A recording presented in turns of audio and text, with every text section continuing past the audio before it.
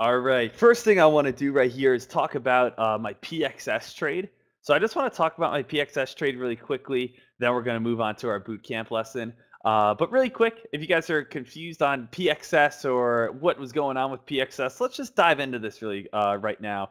This morning, as you know, I made a $300 profit on my small account. That was absolutely great. Now, since I traded my small account, I can't use that account until Wednesday now, or excuse me, until Thursday. So I went over to my big account and I started trading my big account. Now, with that being said, I wanted to look for a possible trade. The trade that I found was PXS. I was able to lock in $1,041.31 on my account right here. So you guys can see I bought 21,500 shares, P&L in a day, 1,041 bucks. Not too shabby on my PXS trade, being able to make a total of $1,300 today from my small account and from my larger account. I'm pretty happy with that. Now, why did I buy in on PXS? Why did I get in on this play? What was I looking at with this play?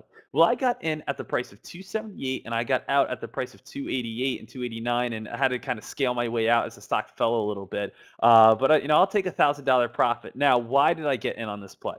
Well, let's break this down and kind of talk about all the different areas of predictability that PXS had. All right, so going all the way back to the start, we already know the start of PXS is basically this is a shipping play.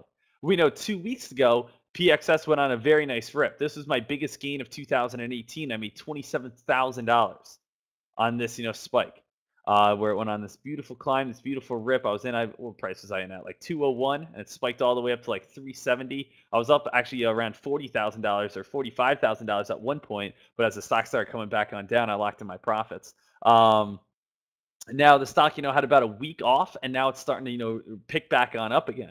So we already know PXS is a low float shipping stock. Shippers like to move a lot in November, and we know the stock is definitely, a big mover.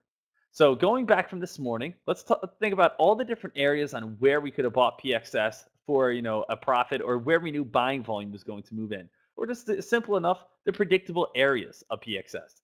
First things first, we open where? Right around 220. All right, cool. So we fall at 220 and we come on up to 220. It falls again. We come up to 220, it falls again. Then what happens? We finally break 220 and 225 natural resistance. Big buying volume. This stock goes on an awesome rip. Stock goes on an awesome rip. Stock goes on an awesome climb. Where does it run all the way up to? It runs right around this like 290-ish mark, right?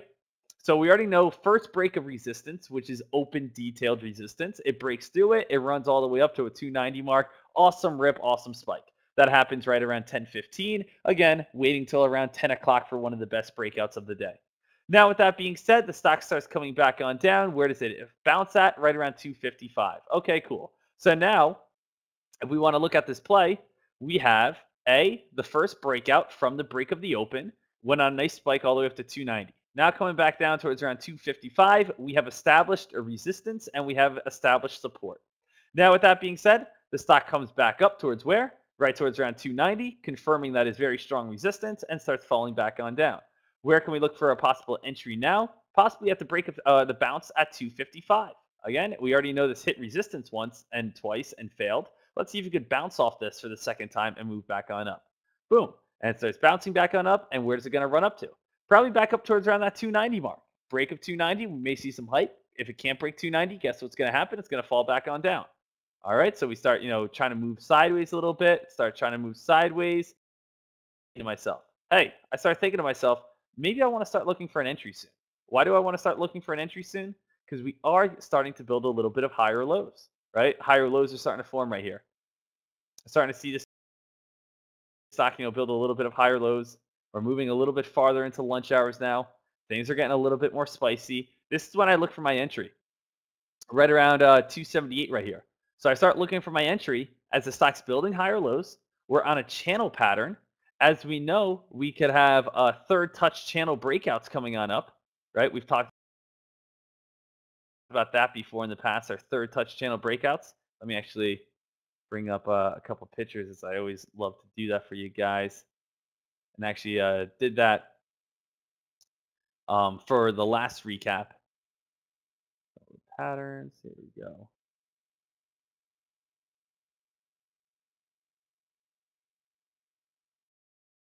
Channel breakouts, 1, 2, 3. It doesn't matter if it's that one, but or if we want to look at, this one, HMNY, 1, 2, 3. After a long period of consolidation, usually it's third touch, you get your nice breakout. So that's what I was thinking. So I'm saying, hey, you know what? We got our one touch, we got our two touch, we are inside a channel, and we're building higher lows. I'm like, hey, there's no guarantee it's going to break $3, but with these higher low patterns being formed, it's a good opportunity to hop in now rather than wait for the $3 break. So what I do, I hop in. The stock comes up to $3. Unfortunately, can't break it. So what do? I lock in my profit. A lot of people say, how do you get in on 21,000 shares or 20,000 shares? I buy 5,000 shares at a time. I buy 5,000, I click buy, get in on 5,000. Sit back a couple seconds, wait for the ask to refill, buy again. Sit back a couple seconds, wait for the ask to refill, buy again. What do I mean by refill? Well, if I buy 20,000 shares all at once, guess what's going to happen? The stock is going to jump up really quickly because I'm hitting all the ask. I'm going to have a horrible fill, and the stock's just going to dump right back down as people are thinking it's like a quick little pop and everyone's going to sell it off.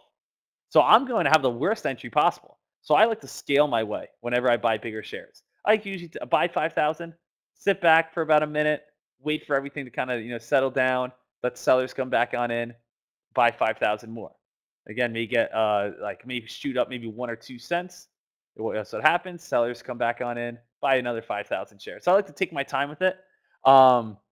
Same exact thing when the stock goes on up. When the stock spikes on up, sell 5,000 at a time. You don't want to sell 20,000 at a time. You're going to get out at horrible areas, probably all the way back down to your entry. So, you take your time, you sell 5,000, give it a couple seconds, more buyers are going to come on in, sell 5,000, that's what happens, buyers come back in, sell 5,000. So you don't ever sell them all at one time. You always, space them out a little bit. And that's called scaling in and scaling out, a lesson we'll do in the future. But yeah, so it came up to 290. Was looking for the break. Unfortunately, couldn't break, and we started having a pullback. At this point, I said to myself, let me lock in my profit. I just had a very nice, 12-cent rip on this play. I'm in on large shares. Let me just lock it in. Already made $300 on my small account, and that's how I made 1,000 bucks. Now, with that being said, my thought process behind this play was a 1-2 higher low third touch 290 breakout. What would have happened? Exactly my thought process. And that's where the stock went on a very nice run all the way up towards around this 320 mark. If I held all the way up to 320, could have been banking up there around $5,000-$6,000. So that would have been absolutely awesome. We kind of extend this trend line from this afternoon all the way out, but you can see it is starting to crack that trend line right now at this moment. So PXS, pretty nice play. I basically just turned my play into a scalp play just because I was I sold when this upper shadow right here started falling. If I held for about another 5 to 10 minutes, it would have led to the big $5,000 to $6,000 profit. I didn't get the whole cookie, but I got a Hershey Kiss. Your boy can't complain. So PXS, not a bad one. And again, $300 earlier, as you guys see in the last recap video on our YouTube channel, and $1,000 right here. So 1,300 bucks on the day. Just kind of wanted to give you guys my thought process behind PXS on why I got in on that one. So if you guys have any questions, definitely ask. Happy to help you guys out.